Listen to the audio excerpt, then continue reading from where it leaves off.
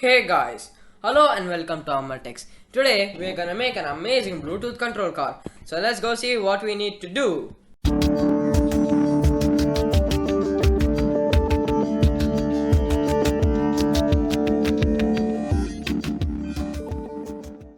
So it's a Bluetooth control car. So we need some components like the HC05 Bluetooth module, L293D motor driver shield, etc. So let's go see what the components are.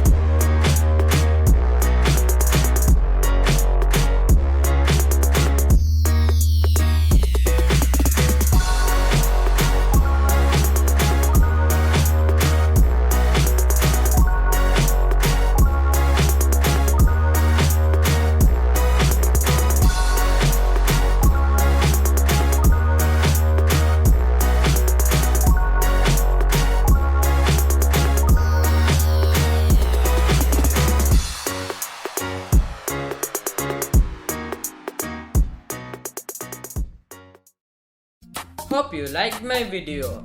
The link to the bloopers is in the description.